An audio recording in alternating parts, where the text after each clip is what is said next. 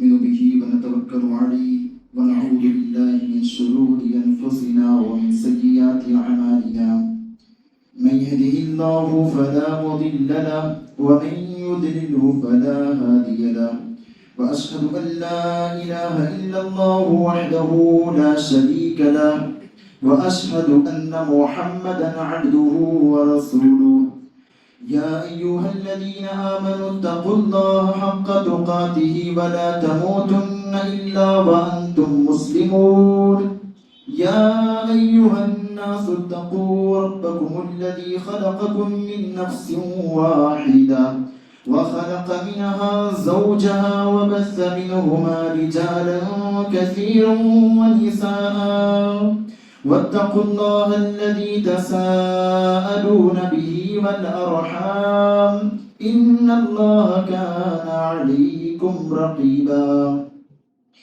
يا أيها الذين آمنوا اتقوا الله وقولوا قولا سديدا يصلح لكم أعمالكم ويغفر لكم ذنوبكم ومن يطع الله ورسوله فقد فاز فوزا عظيما أما بعد فإن خير الحديث كتاب الله وخير الهدي هدي محمد صلى الله عليه وسلم وشر الأمور محدثاتها وكل محدثة بدعة وكل بدعة ضلالة وكل ضلالة في النار فأعوذ بالله السميع العليم من الشيطان الرجيم من همزه ونفخه ونفثه بسم الله الرحمن الرحيم قل اللهم مالك الملك تؤتي الملك من تشاء وتنزع الملك ممن تشاء وتعز من تشاء وتذل من تشاء بيدك الخير إنك على كل شيء قدير. حاضرین جمعہ، تمام قسم کی حمد و ثنا، تعریف، کبریائی، بڑائی، بزرگی اس اکیلے اللہ وحدہ لا شریک کے لیے لائق اور سزاوار ہے، جو تنہا سارے جہان کا پالنہار ہے، جو بندوں پر مہربان اور ان کو عافیتیں عطا کرنے والا ہے، جو بندوں کو مصیبتوں سے نجات دینے والا اور غموں سے نکال کر خوشیاں عطا کرنے والا ہے۔ تمام تعریف اس اللہ رب العالمین کے لیے جس نے ہم سب کو موحد بنایا اور محمد مصطفیٰ صلی اللہ علیہ وسلم کا امتی بنایا۔ وبعدہ درود و سلام ہو تمام نبیوں پر، بالخصوص خاتم النبیین سید المرسلین محمد عربی صلی اللہ علیہ وسلم پر۔ حاضرین، آج کے اس مبارک دن میں نے جس موضوع کا انتخاب کیا ہے وہ دراصل ہمارے اور آپ کے حالات کے تقاضے کے اعتبار سے ہے۔ ہم جس ماحول میں ہیں، جس وقت میں ہیں اور جو وقت جو سمے جو گزر رہا ہے ہم پر، اسی کے تعلق سے آج کا موضوع ہے، یعنی آزادی۔ آزادی اللہ تعالیٰ کی بہت بڑی نعمت ہے، اور کوئی بھی شخص جو اپنے ملک میں پیدا ہوتا ہے، اپنے شہر سے، اپنے گاؤں سے، اپنے محلے سے، یہاں تک کہ اپنی گلیوں سے، اس کے گھر کے بغل میں کتنی گلیاں ہیں، کون سی گلی کیسی، کون تنگ ہے، کون کشادہ ہے، میرے گھر کے پاس کس کا گھر ہے، آدمی سب کچھ ذہن نشین رکھتا ہے۔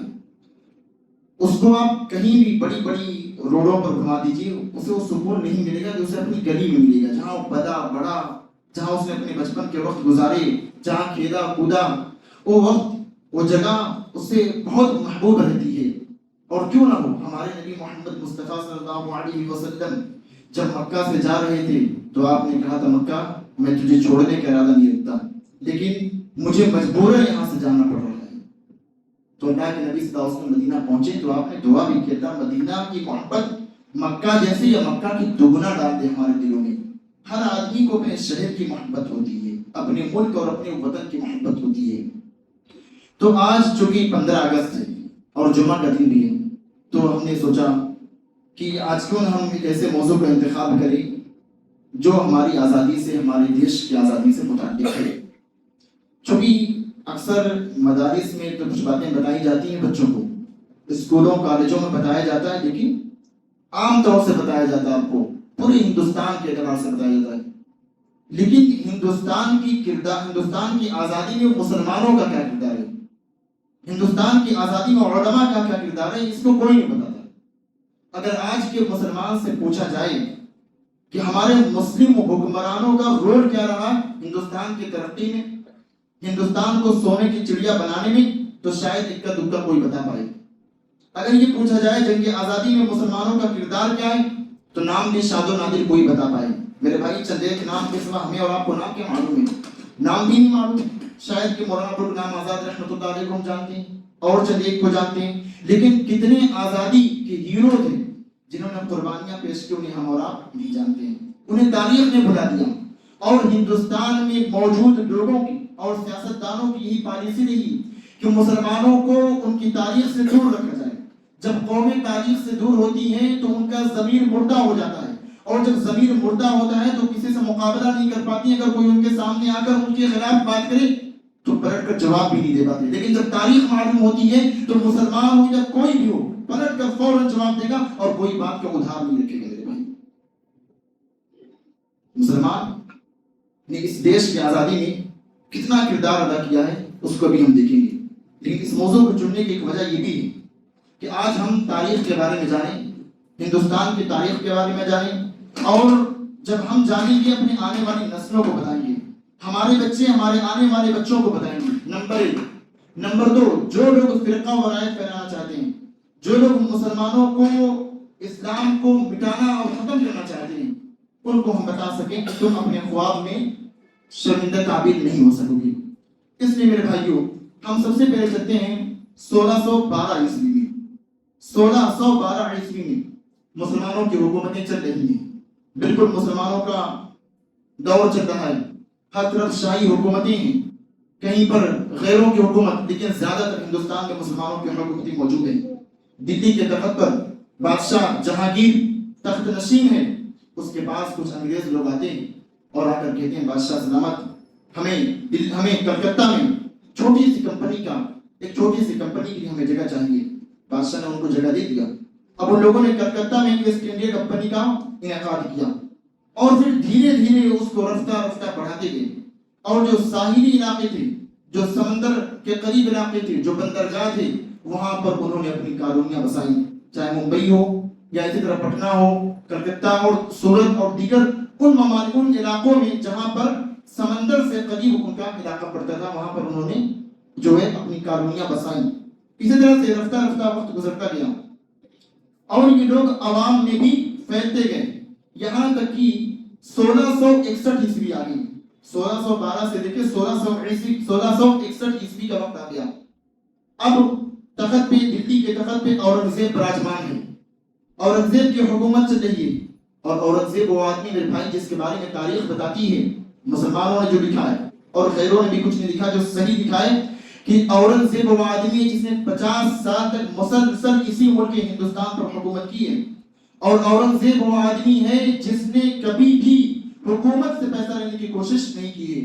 اورنگزیب نے ہمیشہ جو ٹوپی ہوتی ہے، ٹوپی سل کر کے قرآن شریف کو لکھ کر کے اس سے جو پیسہ ملتا تھا، جو آمدنی ہوتی تھی، اس سے اپنا جیب خرچ پورا کرتا تھا، زندگی کی گزر بسر کرتا تھا۔ لیکن آج ہمارے ہی ملک میں اورنگزیب کا نام لینا بھی ایک اعتبار سے جرم سمجھا جاتا ہے۔ بہرحال بہت سی باتیں ہیں، بہت سے اس کے خلاف باتیں کہی گئی، لیکن ہمیں اس کے بارے میں اس کی بہت خوبی نہیں بیان کی، لیکن یہ بتانا ہے کہ مسلمان حکمرانوں نے ہمیشہ ہندوستان کو فائدہ پہنچایا۔ جیسے انگریز لوگ آئے تھے تو انگریزوں نے ہندوستان کو لوٹا ہے، نقصان پہنچایا ہے، وہ انگلینڈ میں رہ کر کے یہاں کا سامان وہاں لے کر کے جاتے تھے، لیکن جب ہندوستان میں مسلمان آئے، چاہے وہ دور سے آئے، دوسرے ممالک سے آئے، چاہے ہندوستان کی یہاں کے لوگوں، ان لوگوں نے ہمیشہ ہندوستان کا پیسہ ہندوستان میں ہی لگایا، ہمیشہ ہندوستان کی ترقی اور اس کی فلاح بہبود کے لیے سوچا۔ یہ مسلمان حکمران تھے۔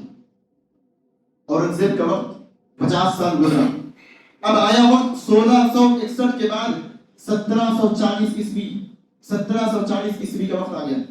1740 عیسوی میں جب ہندوستان حکومت میں انگریز پھیل چکے تھے، انگریز دور دراز علاقوں میں، کالونیوں میں، قصبوں میں، گاؤں میں، قریوں میں، ہر جگہ اپنے لوگوں کو پہنچا چکے تھے، حتیٰ کہ مسلمانوں پر ظلم کرنے لگے اور پھر غیر مسلموں پر ظلم کرنے لگے، یہاں تک کہ مسلمان اور غیر مسلم ان لوگوں نے سمجھ لیا کہ انگریز ہمیں غلام بنانا چاہتے ہیں، اگر ہم متحد نہ ہوئے تو پھر ہمارا خاتمہ بھی ہو جائے گا. لیکن اس وقت بھی جنگ آزادی کے لیے صرف اور صرف مسلمان ہی تیار ہوئے, کوئی غیر مسلم تیار نہیں ہوا میرے بھائی. 1740 میں شاہ ولی اللہ محدث دہلوی رحمۃ اللہ علیہ فتویٰ جاری کرتے ہیں کہ آج سے مسلمانوں کے لیے جہاد فرض ہو چکا ہے ان انگریزوں کے خلاف, لہذا اپنے دین و ایمان کی سلامتی کے لیے, اپنے عورتوں کی عزت و آبرو کے لیے, اپنے گھر بار کو بچانے کے لیے ان انگریزوں کے خلاف تمہیں جہاد کا علم بلند کرنا پڑے گا. شاہ ولی اللہ محدث دہلوی رحمۃ اللہ علیہ کا یہ اثر ہوا, ان کی بات کا, ان کے فتویٰ کا یہ اثر ہوا کہ آپ نے جو روح پھونکی مسلمانوں کے اندر جاگوزی ہوئی, مسلمانوں نے پلان کیا یقیناً انگریز ہمارا دشمن ہے اور انگریزوں کے خلاف ہمیں لڑنا ہے. بہر کے 1740 کا وقت گزرا, اب آیا 1754 کا وقت. 1754 عیسوی 1754 عیسوی میں ایک بادشاہ بنگال کے, نام تھا ان کا علی وردی خان. علی وردی خان صاحب تیار ہو گئے کہ انگریز کے خلاف ہم لڑیں گے, اور لڑے, لیکن افسوس شکست کھا گئے. اور شکست کھائے اس کا اثر یہ ہوا, بنگال میں نواب سراج الدولہ تھے. سراج الدولہ صاحب نے سوچا جب ہمارا یہ بھائی علی وردی خان کچھ دنوں پہلے شکست کھا چکا ہے, انہوں نے اور مضبوط تیاری کی اور اچھے طریقے سے دشمنوں کو نکالنے کے لیے, انگریزوں کو چکما دینے کے لیے, ان کو شکست دینے کے لیے آپ نے پوری تیاری کی. لیکن آپ جانتے ہیں میرے بھائی 1754 میں جب نواب سراج الدولہ نکلے لے کر فوج کو, تو ہمارے میں سے ہمیشہ ہمیں نقصان پہنچانے والے ہمیشہ اپنے ہیں. ہمیشہ ہم کو نقصان پہنچایا اپنوں نے ہی. جب گھر کا بھیدی ہی نہ کٹائے تو پھر کیسے کون بچ سکتا ہے میرے بھائی؟ اپنا ہی جب نقصان پہنچائے کون بچ سکتا ہے؟ اور پھر نواب سراج الدولہ جب نکلے فوج لے کر کے, اپنے ہی ایک آدمی نے اور میر جعفر نے ان کو دھوکہ دیا, غداری کی, ورنہ پھر وہ ملک اسی وقت آزاد ہو چکا ہوتا. لیکن افسوس میر جعفر نے دھوکہ دے کر کے نواب سراج الدولہ کو مروا دیا, اور پھر وہ شکست ہوئی اور پھر ان کی جنگ وہیں پر ختم ہوئی. آگے چلیے 1754 کے بعد 57 کے بعد ایک نیا دور آیا, وہ آیا 1764 کا. 1764 میں بکسر کی جنگ ہوئی. بہار, لکھنؤ, اسی طرح سے بنگال, دلی, یہ سارے علاقے کے مسلمان لوگ جمع ہوئے, سب جمع ہوئے کہ اب جمع ہو کر کے انگریز کے خلاف ہمیں لڑنا ہے. جنگ بہت مشہور ہے بکسر کی جنگ. بکسر کی جنگ سب جمع ہوئے, بڑے بڑے عالم علماء مسلمان سب جمع ہوئے. لیکن افسوس اس جنگ میں بھی ہمیں شکست ملی میرے بھائی, شکست ملی ہمیں بھی. بہرحال پھر حیدرآباد کے حیدر علی کا وقت آیا, ٹیپو سلطان کے باپ کا, اور اس حیدر علی نے بھی بڑی جنگ لڑی. اس نے بھی انگریزوں کو بڑا چکما دیا, بڑی شکستیں دی. لیکن افسوس کہ حیدر علی انگریزوں کو اس ملک سے بھگا نہ سکے. بالآخر ان کا بیٹا شیر میسور ٹیپو سلطان 1799 میں ان کی آخری جنگ تھی. ٹیپو سلطان کے بارے میں آتا ہے کہ ٹیپو سلطان نے 15 سال کی عمر میں پہلی مرتبہ جنگ لڑا. ہمارے بچے جب ان کو صحیح سے کچھ معلوم نہیں ہوتا ہے اپنے بارے میں, اس وقت اتنی بڑی عمر میں 15 سال کی عمر میں ٹیپو سلطان نے انگریزوں سے لوہا لیا میرے بھائی.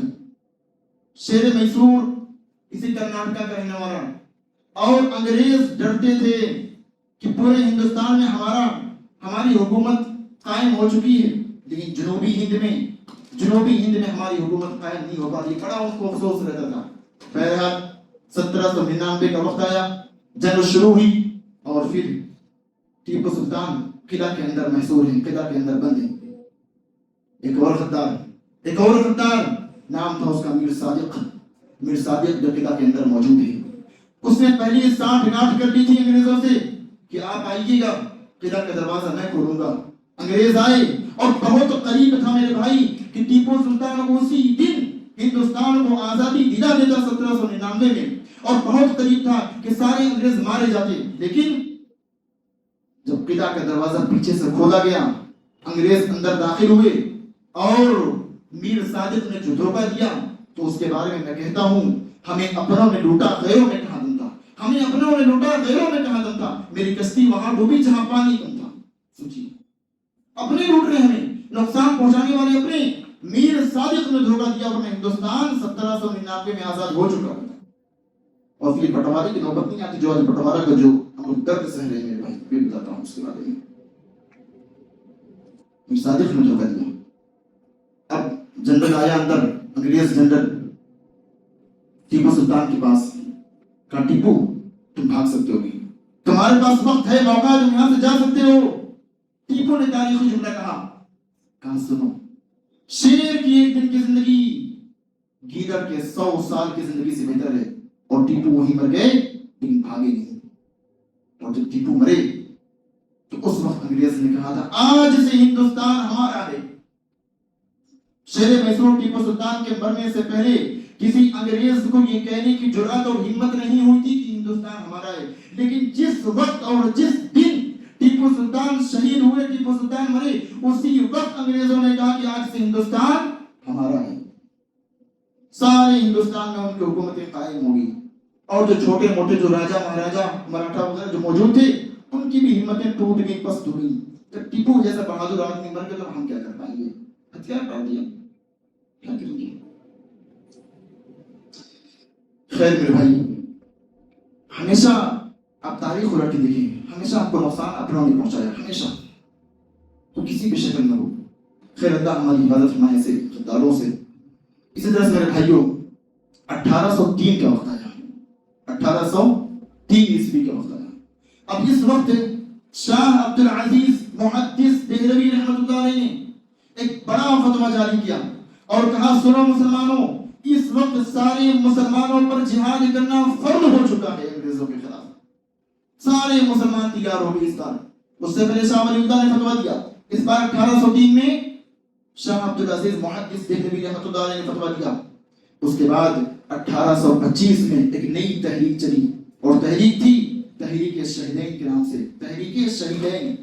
उसमें शाह इस्माइल शहीद रहमतुल्लाह अलैह, शाह सैयद अहमद शहीद रहमतुल्लाह अलैह, ये दो लोग थे और दोनों अहलुल हदीस थे मेरे भाई। और फिर क्या हुआ, शाह इस्माइल शहीद रहमतुल्लाह अलैह ने एक ऐसा काम किया, उम्मत में जो खुराफात, जो बिदअत और जो शिरकिया काम थे, सब की बकिया उधेड़ दी। आपने उनके खिलाफ किताबें लिखी और ऐसी किताब लिखी कि अंग्रेज ने भी उस किताब को बंद कर दिया, बैन लगा दिया। शाह इस्माइल शहीद रहमतुल्लाह अलैह की एक अजीम किताब है, किताब का नाम है तक़वियतुल ईमान। उस किताब में मेरे भाई कहीं भी मार धाड़ जंग जिहाद का कोई जिक्र नहीं था। उस किताब में सिर्फ तौहीद की बात थी, सिर्फ तौहीद। एक बार भी तक़वियतुल ईमान में कहीं जंग का जिक्र हमने भी पढ़ा, अल्हम्दुलिल्लाह तक़वियतुल ईमान हमने भी पढ़ा है। उसमें कहीं ऐसी कोई बात जंगो जिदाल की, मार धाड़ की नहीं है, लेकिन तक़वियतुल ईमान में सिर्फ और सिर्फ तौहीद की बात है। अंग्रेज समझ गए कि अगर ये लोग तौहीद परस्त हो गए तो मुसलमान तो किसी से डरता नहीं, तो फौरन लड़ने की तैयार हो ही जाएंगे। और दूसरी किताब पे जिस पे बैन लगाया, सैयद अहमद शहीद रहमतुल्लाह अलैह जिन्होंने किताब लिखी, और सैयद अहमद शहीद रहमतुल्लाह अलैह अपनी तहरीर में, अपने मकतूब में, अपनी तकरीर में, अपने वाद में, अपनी नसीहत में और अपने खुतबातों में भी आप हमेशा जिहाद के ताल्लुक से बताते थे अंग्रेजों के खिलाफ। अब क्या हुआ, दोनों लोग जंग के लिए तैयार हुए, दोनों शहीदें तैयार हुए जंग के लिए। लेकिन उधर से जब लड़ रहे हैं, अफगानिस्तान के सरहदों के कुछ लोगों ने बगावत कर दी और धोखा दे दिया, ये लोग फिर मारे गए। अफगानी लोगों ने, अफगानिस्तान के लोगों ने धोखा दे दिया। हमेशा मेरे भाई नुकसान अपने से पूछा। और फिर क्या हुआ, तहरीक शहीदैन के बाद वक्त आता है 1831 का। 1831 उलमाए सादिकपुर कमान को अपने हाथ में लेते हैं कि अब हिंदुस्तान को आजाद हम कराएंगे। उलमाए सादिकपुर ये आज़िमाबाद का वो इलाका जो पटना शहर में वाक़ है, अभी उसका नाम पता नहीं क्या, लेकिन उस वक्त उलमाए सादिकपुर के नाम से मशहूर था। और उस शहर इतना अजीम शहर जहां पर सिर्फ उलमा थे, और उलमा ने उस हिंदुस्तान की आजादी के लिए कदम अपने हाथ पे लिया और कहा हम लड़ेंगे और लड़ते रहेंगे। और जब लड़ते रहे और जब मरते शहीद होते तो अपने बच्चों को ये वसीयत कर जाते, बेटा मेरे बाद तुम इस जंग को आगे बढ़ाना, इस चिराग को बुझने मत देना, इसको मंजिल मकसूद तक पहुंचा के दम देना। और फिर 1831 में भाई आईन खुशी का दिन था, ईद का मौका है। अंग्रेज लोग दुश्मनी में आए, मुसलमानों के सारे घरों को मिसमार कर दिया। मुसलमान खुशी मना रहे हैं, ईद का दिन है, और ईद के दिन आकर के उनके पूरे घरों को तोड़ ताड़ दिया। उलमाए सादिकपुर की कुर्बानी बहुत ज्यादा मेरे भाई। उलमाए सादिकपुर में से ایک بہت بڑے عالم تھے یحییٰ خان. یحییٰ خان کے تعلق سے آتا ہے جب انگریز نے ان کو پکڑا, ان کو جیل میں ڈالا, کالا پانی کی سزا ہوئی. کالا پانی کی سزا جانتے ہیں بھائی کتنی سنگین, بالکل تنگ ہوتا تھا کمرہ, اگر کوئی کھڑا ہے تو بیٹھنے کی جگہ نہیں ہوتی تھی, ایک کمرے میں ٹھوس دیتے کسی. اور کبھی کبھی ایسا کرتے کسی کو اکیلے ہی رکھتے, کوئی کئی دن تک کسی انسان کی شکل نہیں دیکھتا تھا, یعنی ہر اعتبار سے سزائیں اور تکلیفیں دیتے تھے ان کو. کالا پانی کی سزا ہوئی. یحییٰ خان کو پھانسی کی سزا بتائی گئی کہ یحییٰ خان کو پھانسی دی جائے. یحییٰ خان ہنسنے لگے, جدھر آئے چلو بھائی میں دیکھتا ہوں کیا چہرہ کہیں کو پھانسی ہے. آ کر کے دیکھنے لگا, یحییٰ خان صاحب ہنس رہے ہیں, چہرے پہ مسکراہٹ ہے. جدھر پریشان, بھائی آپ کو کل پھانسی ہوگی آپ ہنس رہے ہیں. تو یحییٰ خان نے کہا ارے میں کیوں نہ ہنسوں, اللہ رب العالمین نے مجھ کو چن لیا ہے اس آزادی کی قربانی کے لیے. اب جس چیز سے مسلمان خوش ہو, انگریز بھلا اس سے کیسے خوش ہو سکتی ہے. انگریزوں نے کہا ان کو فوراً ان کی پھانسی کی سزا کو ٹالو اور ان کو عمر قید دو. عمر قید کی سزا دی گئی. پھر جیلر آیا اگلے روز صبح, جیل میں آیا یحییٰ خان کے پاس اور آ کر ان کی داڑھی کو کاٹ دیا. یحییٰ خان اب رونے لگے, پھانسی کی سزا ہوئی نہیں روئے, داڑھی کاٹ دیا, رونے لگے. جیلر پریشان, اب کیوں رو رہے ہو؟ کہا میرے بھائی تو نے میری داڑھی کاٹ دی, میں رو رہا ہوں کہ میری داڑھی خوش نصیب ہے, مجھ سے پہلے اللہ کے راستے میں یہ قربان ہو گئی. اور تو آج داڑھی کی اتنی داڑھی رکھتے ہیں, سوچتے ہیں کیا اللہ اوپر, اللہ کی ہدایت بہرحال داڑھی رکھی میرے بھائی. داڑھی کٹنے پر یحییٰ خان رونے لگے, پھانسی کی سزا ہوئی نہیں روئے. اسی طرح سے میرے بھائیوں آگے دیکھیے, علماء صادق پور کے تعلق سے ہمارے اس ملک ہندوستان کے سب سے پہلے وزیر اعظم جواہر لال نہرو, انہوں نے علماء صادق پور کی تعریف کی. جب وہ آئے پٹنہ میں گئے عبدالقدیر صاحب سے ملنے کے لیے, تو انہوں نے کہا کہ علماء صادق پور کی قربانی کو ایک پلڑے میں رکھا جائے اور سارے لوگوں کی قربانی کو, چاہے وہ ہندو مسلم سکھ عیسائی, سب کی قربانی کو ایک پلڑے میں, تو علماء صادق پور کی قربانی بھاری ہو جائے گی. یہ کون کہہ رہا ہے میرے بھائی؟ ہمارے اس ملک کے سب سے پہلے وزیر اعظم جواہر لال نہرو کہہ رہے ہیں. اسی طرح سے میرے بھائی شہادت ہے مطلوب مقصود مومن, نہ مال غنیمت نہ کشور کشائی. مومن آدمی ہمیشہ اللہ رب العالمین کے لیے اپنی جان کو نچھاور کرنے کے لیے تیار رہتا ہے. اللہ تعالیٰ ہمارے ملک میں امن و امان قائم کرے.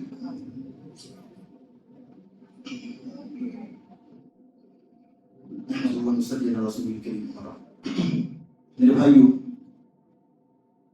دیش میں ہمارے ملک میں آزادی 1947 سے پہلے ہی مل چکی ہوتی.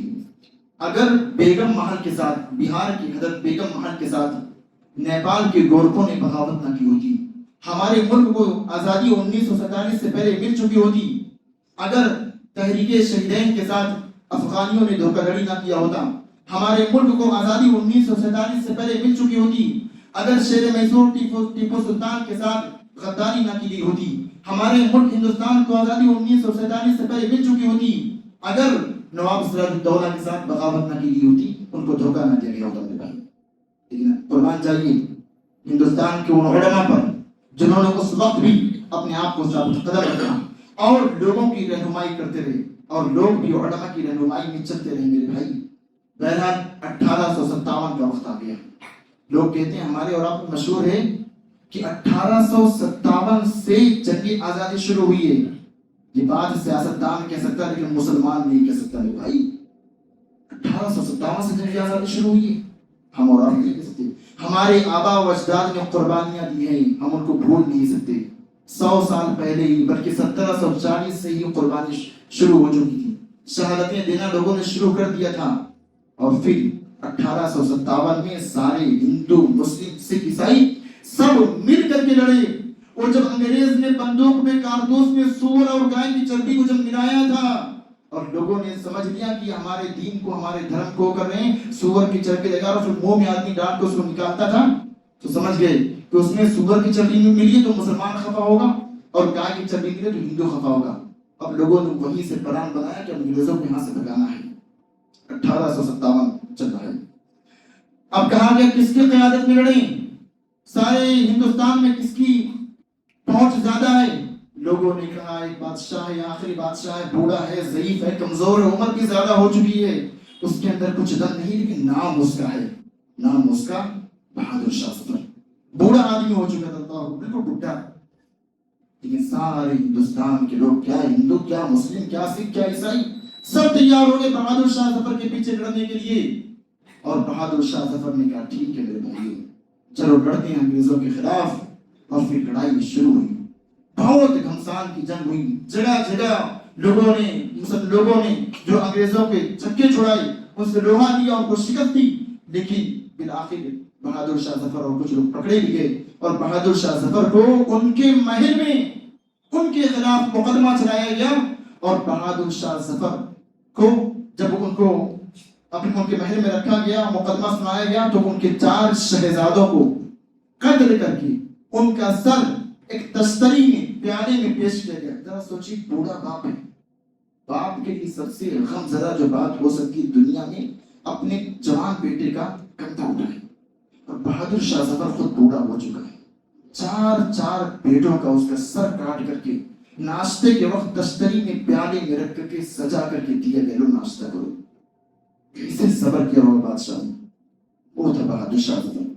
اور پھر گرفتار کر کے اس کو برما میں رنگون کی جیل میں بھیج دیا گیا۔ بھائی وہ کہتا رہا، تڑپتا رہا کہ مجھے ہندوستان بھیجو، میرا آخری وقت ہے، میں چاہتا ہوں اپنے ملک میں مروں، اپنے ملک کی مٹی میں دفن ہوں، لیکن لوگوں نے اس کو اجازت نہیں دی۔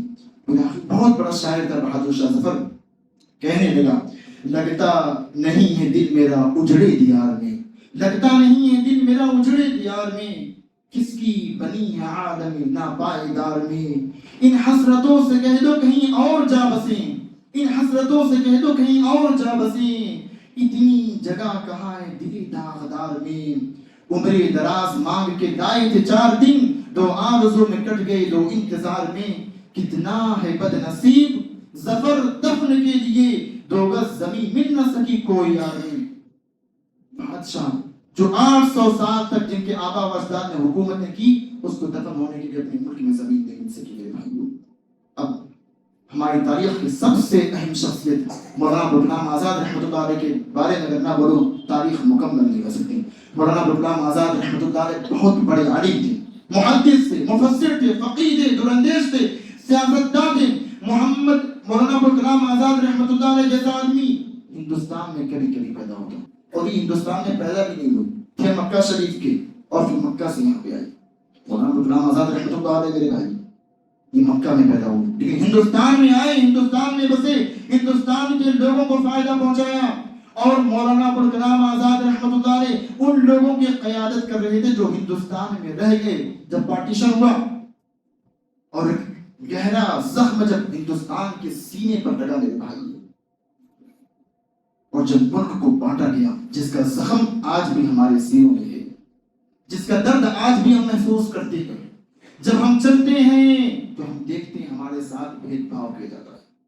جب کوئی مسلمان نکلتا ہے داڑھی ٹوپی کرتا پجامہ میں، وہ محسوس کرتا ہے کہ وہ مسلمان ہے۔ کوئی مسلمان ہو ٹی وی پہ جائے تو اس کو مارا جاتا ہے، تھپڑ رسید کیا جاتا ہے، کیوں؟ وہ مسلمان ہے۔ جن لوگوں نے ہندوستان کو بانٹا میرے بھائی بہت اچھا کام نہیں کیا، ہمارے ملک کو بانٹ کر کے مسلمانوں کو کمزور کیا ہے۔ اور یہی وجہ تھی مولانا ابوالکلام آزاد رحمۃ اللہ علیہ جیسا دراندیش، آگے کی چیز کو سمجھنے والا، اللہ نے اس کو دماغ دیا تھا۔ مولانا ابوالکلام آزاد رحمۃ اللہ علیہ دلی کی جامع مسجد کی سیڑھیوں پر کھڑے ہو گئے اور خطبہ دینے لگے، اے مسلمانوں، میں نے قلم اٹھایا، تم نے میرے قدم کو قلم کر دیا، میرے ہاتھ کو قلم کر دیا، میں نے چلنا چاہا، تم نے میرے پاؤں کو کاٹ دیا، میں نے کروٹ لینی چاہی، تم نے میری کمر کو توڑ دیا، ارے تم کہاں جا رہے ہو؟ مولانا ابوالکلام آزاد رحمۃ اللہ علیہ نے لوگوں کو مخاطب کیا اور کہا کہ ابھی کل کی بات ہے کہ جمنا کے کنارے تمہارے قافلے نے وضو کیا تھا، رکتے رہے، اور مولانا کی بات کا یہ اثر ہوا، ہزاروں لوگوں نے مولانا صاحب کی بات پر رک گئے، ہندوستان اور پاکستان میں، پاکستان بن کر کے میرے بھائی ہمارے اور آپ کے لیے فائدہ ہوا؟ سوائے نقصان کے کچھ نہیں ملا۔ لمحوں نے خطا کی تھی، لمحوں نے خطا کی تھی، صدیوں نے سزا پائی، آج ہم اس درد کو محسوس کرتے ہیں، ہندوستان میں درد کو محسوس کرتے ہیں۔ بلکہ میں آپ کو بتاؤں، سیاسی باتیں نہیں بتا دے رہا ہوں، اس ملک میں جس نے ملک کو بانٹا نا، اس کو پرائم منسٹر وزیر اعظم کی کرسی بھی پیش کی گئی، تم ملک کو مت بانٹو، تم وزیر اعظم بن جاؤ، لیکن اس کم وقت میں اس نے ملک کو بانٹا اور پھر آج ٹکڑے کر دیا ہمارے میرے بھائی، اور جس نے ٹکڑے کیا اللہ نے اس کے ٹکڑے کر دیے۔ دیکھیے آج اس کے ٹکڑے بنے نا، بنگلہ دیش نیا ملک بنا اور بہت قریب ہے ایک اور ملک بن جائے بلوچستان کے شکل جو اپنے بھائی کو تکلیف دے بنا کیسے سکون میں رہ سکے۔ مولانا آزاد نے جو بات کہی تھی میرے بھائی آج ہم پر فٹ ہو رہی ہے۔ انہوں نے کہا تو تم جاؤ گے تم کمزور ہو جاؤ گے، ایک ساتھ رہو گے مضبوط رہو گے، آج ہم کمزور ہیں۔ پھر بھی بہرحال آج ہم لوگوں کو طرح طرح کی باتیں کہی جا رہی ہیں اور مسلمانوں سے کہا جا رہا ہے کہ تم اس ملک سے محبت کرتے ہو، اس ملک کے وفادار ہو تو سرٹیفکیٹ دو، ساتھ دو، ورنہ بات میں مسلمانوں کو کہا جاتا تم یہاں سے چلے جاؤ۔ میرے بھائی شاعر کہتا ہے جب گلستان کو لہو کی ضرورت پڑی سب سے پہلے گردن ہماری کٹی، آج کہتے ہم سے یہ اہل چمن، یہ چمن ہے ہمارا تمہارا نہیں۔ خیر میرے بھائی وہ جو پارٹیشن ہوا کتنی لاشیں کٹی، لاکھوں لوگ مرے، لیکن فائدہ اور حاصل کچھ بھی، ہمیشہ اتحاد میں برکت ہے۔ اور دو نظریہ کا حامل تھا وہ شخص جس نے ملک کو بانٹا۔ مولانا آزاد رحمت اللہ علیہ یہ کہتے تھے کہ ہندوستان ایک نظریے کا حامل ہے، اس ہندوستان میں ہندو اور مسلمان ایک ساتھ رہ سکتے ہیں، اگر رہتے تو پارٹیشن نہیں ہوتا، لاکھوں لوگ مرے نہیں ہوتے۔ اور چند مہینہ پہلے جب وہاں پہلگام میں حملہ ہوا، وہاں کے جنرل نے جو بات کہی تھی میرے بھائی، اس نے بھی دو نظریے کی بات کی تھی، ہندو اور مسلمان ساتھ نہیں رکھتے۔ اس کے تھوڑے دنوں کے بعد، ایک ہفتہ 10 دن کے بعد حملہ ہوا۔ دو نظریہ کے حامی ہندوستان میں نہیں میرے بھائی، ہمیشہ ہندو اور مسلمان ساتھ میں رہ سکتے ہیں۔ 1000 سال کے مسلمانوں کی تاریخ ہے، ان کا وہ نظریہ غلط ہے میرے بھائی۔ خیر اللہ رب العالمین لوگوں کو سلامت رکھے، ہمارے ملک کو سلامت رکھے، اور اللہ رب العالمین جو ہے جب تک ہمیں دنیا میں زندہ رکھے دین و ایمان پر رکھے، خاتمہ بالخیر فرمائے، آمین۔ ان الحمد لله نحمده ونستعينه ونستغفره ونؤمن به ونتوكل عليه ونعوذ بالله من شرور انفسنا ومن سيئات اعمالنا، من يهده الله فلا مضل له ومن يضلل فلا هادي له، واشهد ان لا اله الا الله وحده لا شريك له، واشهد ان محمدا عبده ورسوله، ان الله وملائكته يصلون على النبي يا ايها الذين امنوا صلوا عليه وسلموا تسليما، اللهم صل على محمد وعلى ال محمد كما صليت على ابراهيم وعلى ال ابراهيم انك حميد مجيد، اللهم بارك على محمد وعلى ال محمد كما باركت على ابراهيم وعلى ال ابراهيم انك حميد مجيد۔ عباد الله رحمكم الله، ان الله يأمر بالعدل والإحسان وإيتاء ذي القربى وينهى عن الفحشاء والمنكر والبغي يعظكم لعلكم تذكرون، اذكروا الله يذكركم وادعوه يستجب لكم، ولذكر الله تعالى أعلى ولذكر الله أكبر، والله يعلم ما تصنعون۔